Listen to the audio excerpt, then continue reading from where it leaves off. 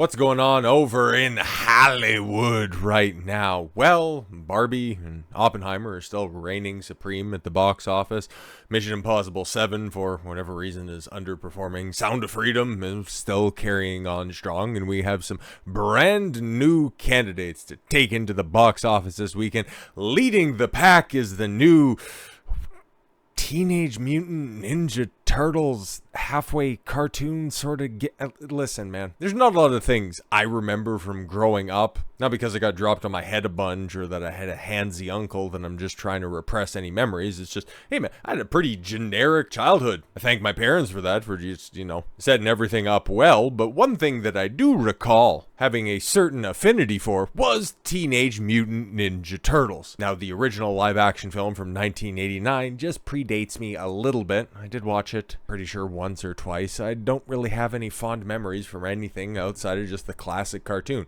I've got a couple of very old comic books, and I like Turtles in Time on the SNES as much as anybody else. And given the fact that I'm a child of the 90s, I have a certain affinity for Power Rangers and Teenage Mutant Ninja Turtles. I believe my mom still has like a whole bunch of the old classic toys. But yeah, it was a big thing for me. And obviously, name's Dawn, so, can you take a wild guess what my favorite Ninja Turtle was? You're right, Leonardo. So now, for like the, fifth time it's coming back into the theater, because what was there?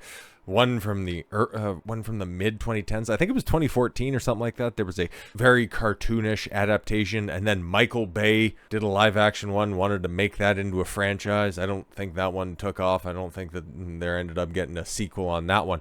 And then, of course, now they're just going back to the cartoon style. So it's like, okay, that totally makes sense. That's where the Turtles began. That's where they're ultimately the most successful. So yeah, run it back. But who's the showrunner? Who is the guy who's pulling the strings on this one?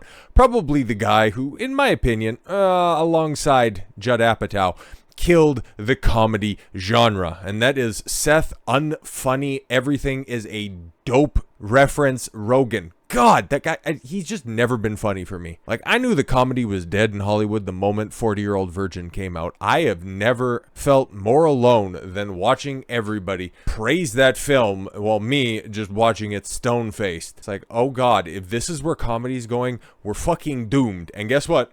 Here we are. So who the hell knows what Apatow's been doing, but Seth Rogen, well, he's been bouncing from project to project, either being the black sheep in the room or just leeching off of other IPs in order to maintain some modicum of a career. And the latest stop on that death train is Teenage Mutant Ninja Turtles. And they've done a whole bunch of fuck shit when it comes to the original characters. Race swap April O'Neil, because surprise, she was originally a ginger and now she's a black troglodyte or whatever the fuck they have. It's just really ugly characters. The animation looks fine-ish. Like, it's not my cup of tea, but it looks all right. It's just the characters all look fucking ugly, man. Like, they got a very talented, or at least a very big name voice cast behind everybody that they're going to have on screen. And they have some obscure characters as well as some of the more recognizable characters. Leatherhead, I think's in there. Bebop, Rocksteady, like Shredder. And then, of course, you got the Turtles, and then you also have their sensei Splinter as well, which outside of the Turtles proper, maybe Shredder, but at least Splinter is one of the more recognizable characters because he's an old sensei who kicks ass. And yeah, he's a rat, but yeah, he was also transformed into the rat thanks to the ooze. Okay, like, I know a little bit about the backstory. I might be downplaying my fandom when it comes to Teenage Mutant Ninja Turtles, but it really doesn't add all that much to the context of covering this story because, surprise, Seth Rogen doing more subversive shit, which doesn't even need to be there. It doesn't add to the story, nor would it really detract from it, other than the fact that you're trying to bring this up, and this is a pointed boys cartoon, so of course, you gotta make somebody gay. And why does it have to be the father figure? Why do you gotta do that? Because we haven't quite crossed the Rubicon where you can make incest, okay? So you can't make, like, Michelangelo and Raphael buttfuck each other for the last slice of pizza. Like, is that where we're at this point in time? Instead of making the telling compelling stories which you have decades worth of comic material over. No. Just inject some modern day sensibilities. This thing is going to fucking die. Teenage Mutant Ninja Turtles Mutant Mayhem director Jeff Rowe attempted to explain away gay Splinter, while Paramount deleted the evidence. So it's supposed to be a shock when everybody goes to the theater, and then all of a sudden Jackie Chan, who's voicing Splinter, is just going to go and express his affinity for cock. Weird. Why? It was reported by YouTuber and movie reviewer Price of Reason that he believed the film depicted Splinter as gay after watching an early screening of the film. Okay, interesting. He stated to add insult to injury. At the end of the movie, Splinter is seen making out with Scumbag. It's a character, okay? And then professing his love for Scumbag, who he seemingly enters into a relationship with. Wait, what? Splinter, there was... April O'Neil was hot, the original depiction, okay? But there was nothing really sexual about the cartoon, at least from what I can recall. It's been a long time since I've seen anything Turtles related, but that was never the point of this. Nobody ever wondered where Splinter was sticking his staff. Whatever. Now that in and of itself is already out of character for Splinter, who we've known for years, and it just doesn't seem like something he would do. But then later, after researching the character's posters for the movie and also consulting with Tom from Midnight's Edge, I've come to the conclusion that they've decided to present Splinter in the movie as a big gay character. A creative decision that I disagree with, and since he's never presented that way in the 40 years since the franchise has existed. Exactly, and yeah, that's the... okay, the character design, it's close. And like I said, when you can see some of the footage in motion, the animation is fine. I just don't like this Cal Arts meets cell shading meets meth addiction art style. It's not all for me. But then again, I was never going to see the film to begin with. He then posited, and now I'll admit I've done...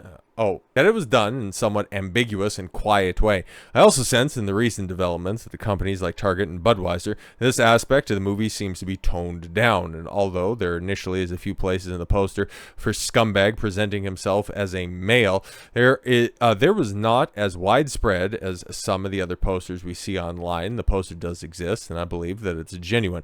So, there's another way to interpret it. Make of that what you will.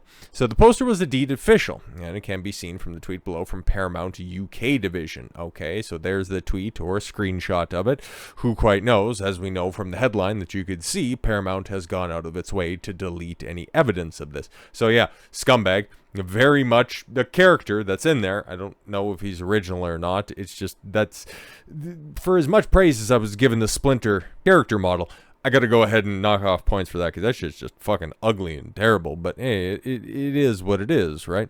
In an update to the comment section of the video, Price of Reason stated, people have been telling me that they just saw the TMNT Mutant Mayhem and somebody refers to Scumbag as she, and I wanted to address this. Okay, when I saw the early screening 5 days ago, to the best of my recollection, Scumbag's gender wasn't mentioned one way or another. Knowing this character was historically male, after I had left the theater, I looked at Paramount's official marketing for the movie, and their official movie poster describes Scumbag as male, and this is still posted on their official social media. He continued, I find it hard to believe that a major studio that invested $80 million in producing the movie, which isn't all that much, especially with ballooning budgets in Hollywood, but okay, and another $40 million marketing it, just mistakenly misgenders their character on official posters.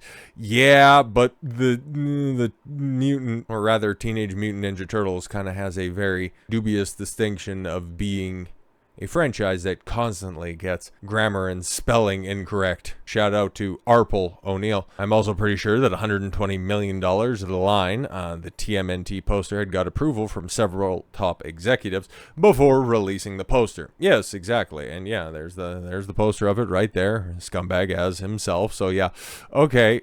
Is anybody disputing that, okay, Splinter was making out? Not with Diversity Hire April, because there April is right there. Definitely looks like the April O'Neil that you know and love, or even the Michael Bay adaptation that was played by Megan fucking Fox, which again, isn't exactly one-to-one casting, but it is Megan Fox. That's still all right. Price of Reason then shared his theory as it went down, for whatever it's worth. Oh, this is what I believe may have happened. Scumbag was once a she in order to close any loophole that would potentially cause any backlash. Yeah, maybe he just ends up being a gender spectrum character or something like that. Yeah, man, I guess people will see when they go to the theater, or depending on where you're at, it's already out in the theaters. Who knows? Who cares? It's probably gonna bomb, like just about everything that's not the Pink movie or the Bomb movie at the theater. And something else that's absolutely gonna die a horrific death is going to be the Snow White film, which is just, oh, it is the gift that keeps on giving. If it wasn't for those pictures that leaked and then were denied and then were affirmed, then you have good old Rachel Zegler, our very own little Snow Off-White. Well, she's kind of making an ass out of herself. Disney's live-action Snow White, Rachel Zegler, sparks fury online after saying on a picket line that she deserves to be paid for every hour the film is streamed online. Yeah, nothing like a little socialist being incredibly entitled. Got the clip right here. And doesn't she bear a striking resemblance to some other insufferable, talentless hag? Like, doesn't that look like AOC's mini-me? We have the 8-second clip here. Let's see, maybe it was a joke. Maybe this is being taken out of context, right? If I'm gonna stand there 18 hours in a dress of an iconic Disney princess, I deserve to be paid for every hour that it is streamed online. Yeah, it really doesn't seem like too much of a joke. It just kind of seems like more of a demand. But, you know, hey, we got to play everything in context, right? We can't just be taking it out and speculating on that. Disney's live-action Snow White, Rachel Zegler, is being criticized on social media for saying she deserves to be paid for every hour the film is streamed online. Yeah, it's called residuals, bitch. It's been a practice in Hollywood for a very long time. You might be upset by the amount of money that is afforded to you by the residuals, but this film is not going to be watched by anybody. It's actually going to die a death. You are making sure that that is going to be the case. The West Side Story actress, not the good one, the incredibly stupid one that was produced by Steven Spielberg, who, in a moment of absolute clarity, decided, just for the American release, even though that there was a lot of Spanish speak in the film, wasn't going to provide subtitles whenever anybody was speaking Spanish in the English release. Throughout the rest of the world, wherever else it was released, oh, there were subtitles for everything else, but no. We needed to have the proper viewing experience. And how well did that film do in the theater? All right, it bombed. Anyways, she received backlash for comments made while on the picket line this week amid the ongoing, yes, all the strikes in Hollywood that are preventing so much good work to be coming up. If I'm going to stand there for 18 hours in a dress of an iconic Disney princess, not even realizing that her diversity hire casting is being something that so many other better suited, much more experienced, and if you're supposed to be the fairest of them all without your reinterpretation of the meaning, actresses out there would stab you and everybody else on the picket line for. If you think that I get to play an iconic Disney princess and then I get to get paid like Scrooge fucking McDuck, it doesn't work that way. Your movie has to make money in order for you to earn additional money on top of it. If you didn't negotiate for enough points in your contract, sucks to suck, which if you're not satisfied with your checks after the fact, you might think of as a future career opportunity. The snippet of the actress was shared on Twitter account End Wokeness. That's what we just played. Who went on to call her the most insufferable woman they have ever seen. Yeah, she's really getting up there on that one. Ziegler's comments were made in regards to her residual checks TV and film actors are fighting for streaming profits, currently at the center of the strikes. Well, that and also worried about AI taking over their jobs, just going to show how disposable these people are, how fucking talentless they are in accordance, or rather, when put up against their digital counterparts. Like, I've been saying this for a while, and it was something that was presaged by something else that I can remember from my childhood. Wrestling, WWF specifically, they haven't had a star, like an actual rating star, for a very, very, very, very long time. I'd say since about 2000, 2001. You could say John Cena, but, all the ratings were continuing to tank even while he was on top, but they've definitely gone and circled the bowl at this point in time. Guess what? Roman Reigns isn't that fucking guy.